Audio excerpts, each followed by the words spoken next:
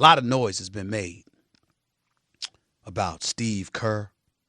Because obviously people are in an uproar because, after all, you got a guy, Luke Walton, who's the assistant, who's 20-0, but he doesn't get any credit because the 20-0 goes to Steve Kerr's record, who hasn't even coached because he's been sitting out because he's got back issues.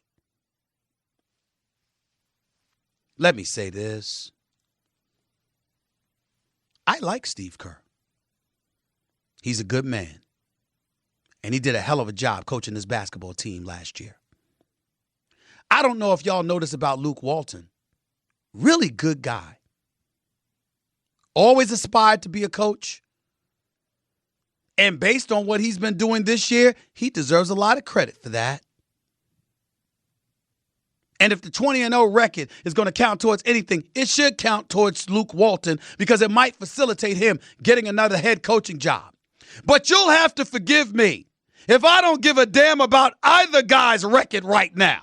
The person that I'm thinking about is Mark Jackson. Do y'all remember that dude? You know the dude that inherited a mess that was the Golden State Warriors? You know the Golden State Warriors that stunk until he arrived?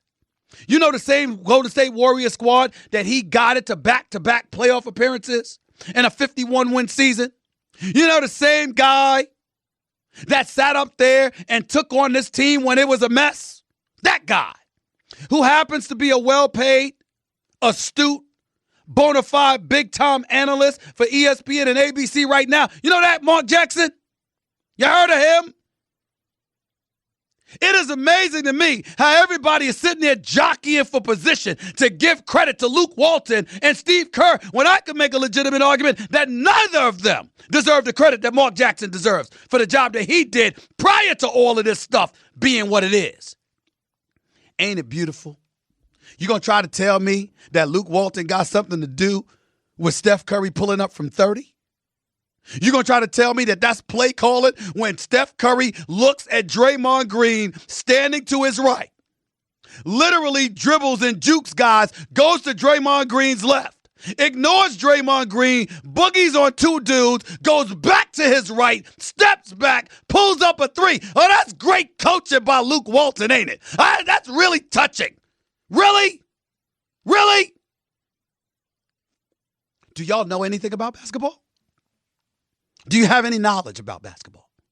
Do you understand that when you are coaching talent like that, with that ability to break down players and pull up literally from 30, because by the way, the 3 shots that Steph Curry hit last night from beyond 30 feet, nobody has done that in one single game ever.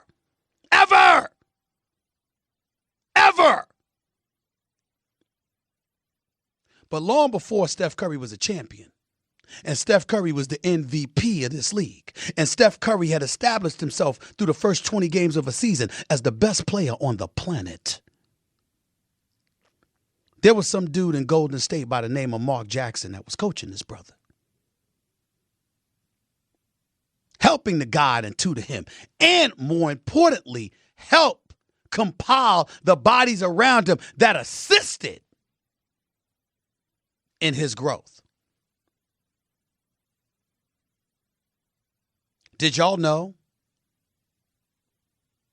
that there were players that Jerry West wanted to give up?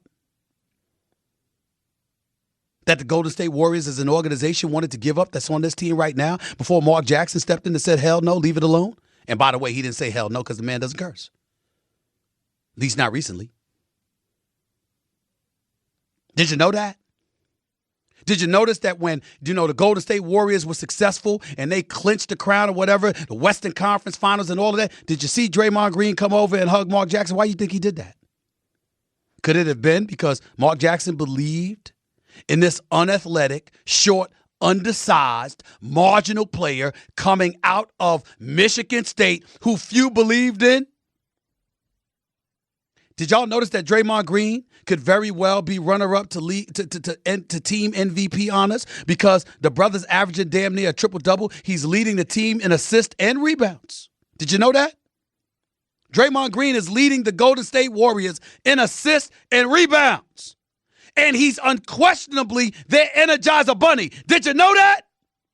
Huh? I want to emphasize that I'm not trying to take credit away from Steve Kerr. Steph Curry and the Golden State Warriors, as presently constructed, did that all by themselves. They showed that they damn near barely need coaching in order to win the way that they're playing right now. But how did they get to that point? And it amazes me that as we sit here right now, you actually have people talking about Luke Walton being a head coach in this game before Mark Jackson gets a second chance to be a head coach. This is disgusting. You see, people don't want to go there. That's why they leave me. I'm the resident pariah. I'm the bad guy. I'm the dude willing to wear the black hat. That's right, I said it. This is what pisses black folks off. And I use the P word on purpose to my producers, by the way. Again, this is me. It's not y'all. This is what ticks us off. Luke Walton coaches 20 games. In games he really doesn't have to coach because of what Steph Curry and those boys are doing. And he's a golden boy now. We got to talk about him getting the head coaching job. But Mark Jackson sitting on the sidelines watching. And he's the one responsible in large part for constructing all of this. He wasn't alone. Warriors organization obviously had something to do with it. Nobody's trying to take credit away from them, but he was a part of that. He can't get another look because he wanted to go on church on Sundays instead of being on a golf course, schmoozing with executives and sponsors. But Luke Walton basically gets to coast to an undefeated and unblemished record over the first 20 games, and now he's the golden boy. Or Steve Kerr gets to inherit Mark Jackson's team and guide them to a title. He the golden boy. But Billy Donovan gets to coach Oklahoma City. And Fred Hoiberg gets to coach Chicago Bulls. Do you people have any shame? Any at all?